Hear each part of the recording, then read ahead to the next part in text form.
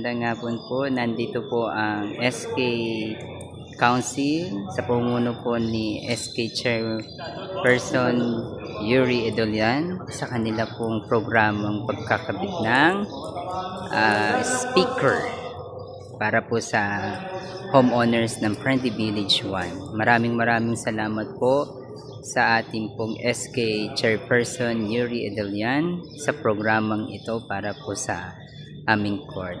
Malaking tulong po ito sa aming pong homeowners sa paggamit sa activities, events, and mga games.